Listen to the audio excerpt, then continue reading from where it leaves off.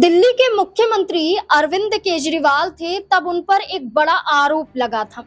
आरोप था कि अरविंद केजरीवाल ने शीश महल बनवाया है, वो भी जनता का पैसा खाकर। ठीक इसी तरह के आरोप एक और मुख्यमंत्री पर लग रहे हैं और इन आरोपों के चलते क्या अब उस मुख्यमंत्री की कुर्सी पर भी गाज गिरने वाली है। दरअसल ये मुख्यमंत्री हैं झारखंड के हेमंत सोरेन।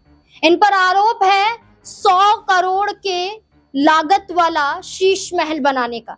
100 करोड़ में एक शीश महल हेमंत सोरेन ने बनवाया है जनता का पैसा खाकर, और ये आरोप बीजेपी के जरिए लगाए जा रहे हैं। बीजेपी प्रवक्ता प्रतुल शाहदेव ने एक प्रेस कॉन्फ्रेंस की और प्रेस कॉन्फ्रेंस के जरिए ये बताया गया कि जो सीएम आवास था, हेरिटेज बिल्डिंग जो थी, इसे तोड़ा गया है। जो आवास है उसे तोड़ा गया है और इसके बाद भव्य महल बनाया गया है जिसका नाम दिल्ली के अरविंद केजरीवाल के आवास की तरह ही शीश महल दिया गया है।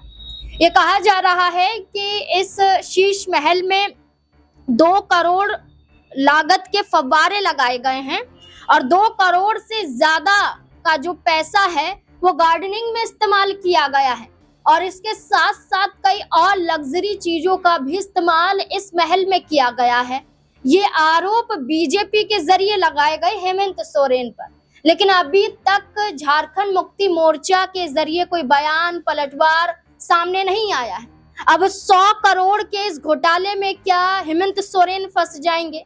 क्योंकि जब अरविंद केजरीवाल पर ये आरोप लगे थे तब इन आरोपों में ऐसा घिरे कि कुर्सी ही छिन गई, मुख्यमंत्री रेखा गुप्ता बन गई। उन पर भी यही आरोप लगे लेकिन उनका कोई बाल भी बाका नहीं कर पाए। लेकिन झारखंड के मुख्यमंत्री हेमंत सोरेन कई घोटालों में पहले भी जेल जा चुके हैं, जेल से बाहर आए, चुनाव लड़े, मुख्यमंत्री भी बन गए। लेकिन क्या एक बार फिर से कुर्सी पर यहाँ खतरा मंडरा सकता है? क्योंकि 100 करोड़ का आंकड़ा है वो कम नहीं होता है। माना जा रहा है बीजेपी प्रवक्ता के जरिए कि 45 से 60 करोड़ की जो बात है वो क्लियर है, लेकिन अगर हम यहाँ पर कैलकुलेट करें तो ये पूरा आंकड़ा 100 करोड़ तक पहुंच जाता है।